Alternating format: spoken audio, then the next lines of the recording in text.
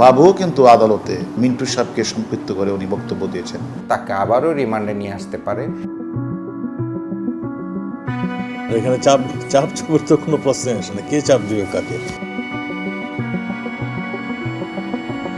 এই ঈদের বন্ধে আপনাদেরকে চাইনি যে আসলে আনার হত্যা নিয়ে কোনো আপডেট দিতে, কারণ অনেকে ছুটিতে আছেন, অনেকে ব্যক্তিগত সময় পার করছেন, আনন্দঘন পরিবেশে সময় পার করছেন, স্বজনদের সঙ্গে সময় কাটাচ্ছেন, ঈদের আনন্দ ভাগাভাগি করছেন, কোরবানি দিয়েছেন এবং এক প্রতিবেশী এক আত্মীয় আরেক আত্মীয়র বাসায় বেড়াতে যাচ্ছেন ইত্যাদি ইত্যাদি। তারপরেও ছোট্ট একটি আপডেট রয়েছে আনোয়ারুল আজিম আনার হত্যাকাণ্ডের মামলার তদন্তে। আপনারা এরই মধ্যে জানেন যে আসলে এই হত্যাকাণ্ডের অন্যতম পরিকল্পনাকারী হিসেবে ডিবি পুলিশ যাকে প্রাথমিকভাবে সন্দেহ করছে সেটি হচ্ছে আখতারুজ্জামান শাহীনের সঙ্গে আরেকজন সহযোগী বেরিয়েছে ঝিনাইদহ জেলা আওয়ামী লীগের সাধারণ সম্পাদক সাইদুল করিম মিন্টু।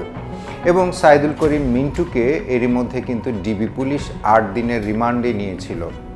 আপডেট তথ্যটি হচ্ছে 8 দিনের রিমান্ডে নেওয়ার পর 3 দিনের মাথায় অর্থাৎ ঈদের আগের দিন সাইদুল করিম মিন্টুকে ডিবি কার্যালয় থেকে আদালতে হাজির করে কারাগারে প্রেরণ করা হয়।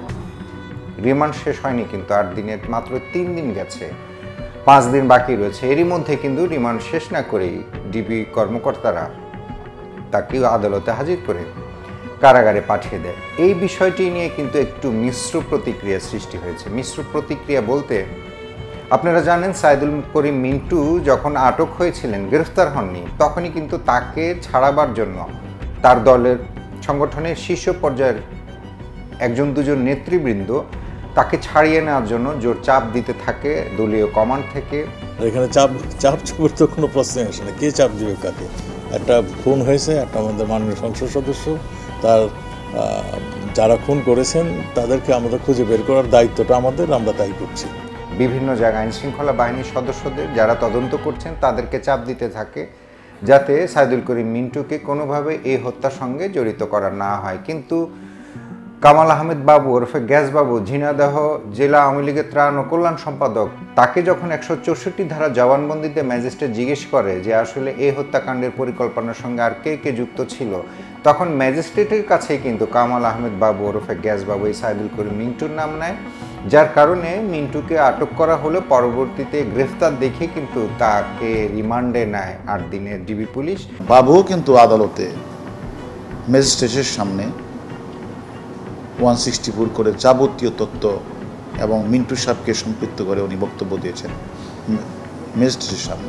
3 দিন যেতে না যেতেই কারাগারে প্রেরণ করে। তো এই বিষয়গুলো মিশ্র প্রতিক্রিয়ার কারণে অনেকে মনে করছেন যে রাজনৈতিক প্রভাবের কারণেই হয়তোবা, যেটা ঝিনাইদহ আওয়ামী লীগের মিন্টুর অনুসারীরা, ঝিনাইদহ আওয়ামী লীগের কিছু কিছু নেতৃবৃন্দ বা মিন্টুর সমর্থকরা তারা এলাকা প্রচার করছে যে রাজনৈতিক প্রভাবের কারণে 8 দিন শেষ করতে পারেনি ডিবির তদন্ত দল, তারা নতজানু হয়েছে এবং তারা বাধ্য হয়েছে 3 দিনের মাথায় সাইদুল করিম মিন্টুকে কারাগারে প্রেরণ করতে।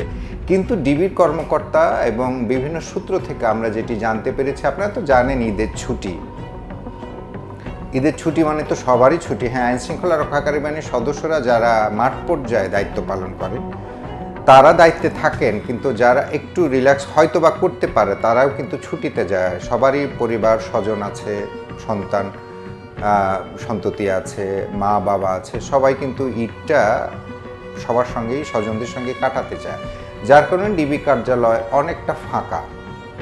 কিছু নিরাপত্তা কর্মী, টুকটাক কয়েকজন কর্মকর্তা কর্মচারী ছাড়া ডিবি কার্যালয় আদতে ফাঁকা, ম্যাক্সিমামই ছুটিতে চলে গেছে। যদি ডিবি কার্যালয় ছুটিতে সবাই চলে যায় তাহলে রিমান্ডে যে সাইদুল করিম মিন্টুকে জিজ্ঞাসাবাদ করবে সেটি কে করবে?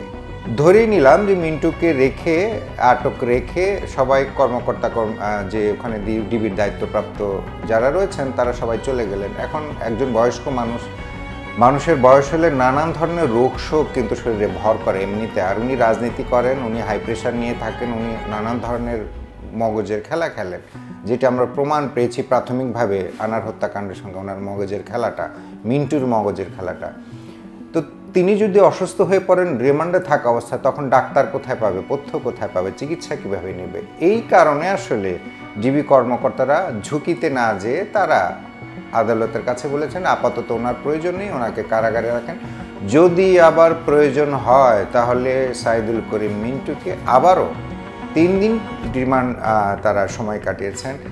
বাকি 5 দিন আছে, বাকি 5 দিন কিন্তু আবার কারাগার থেকে কিন্তু তারা আদালতের কাছে অনুমতি তো নেয়াই আছে, তারা কিন্তু জিজ্ঞাসাবাদ করতে পারবে। কাজে মিন্টুর অনুসারীরা যে বলছেন ঝিনাইদহ সব বিভিন্ন জায়গায় যে রাজনৈতিক চাপে পড়ে তদন্ত কর্মকর্তারা, তদন্ত সংশ্লিষ্টরা একটু পিছপা হয়ে মিন্টুকে 3 দিনের মাথায় রিমান্ডে 3 দিনের মাথায় কারাগারে প্রেরণ করে দিয়েছেন ভয়ে, এবং পরবর্তীতে মিন্টুর কিছুই হবে না, এই বিষয়টি সম্ভবত তাদের ভুল ধারণা হতেও পারে। কারণ রাজনৈতিক প্রভাব তার উপর রয়েছে, রাজনৈতিক 1-2জন নেতৃবৃন্দ আওয়ামী লীগের কেন্দ্রীয় যারা শীর্ষ পর্যায়ে রয়েছেন তাদেরকে বোঝাতে চেয়েছেন যখন মিন্টু আটক হয়েছে, গ্রেপ্তার হয়নি, যে আসলে উনি আমাদের দুঃসময়ের সঙ্গী, এই জন্য মিন্টুকে একটু যাতে তারা একটু সহজভাবে দেখে মামলায় না জড়ায়, শীর্ষ পর্যায়ের নেতৃবৃন্দকে মিন্টুর ভক্ত কিছু নেতৃবৃন্দ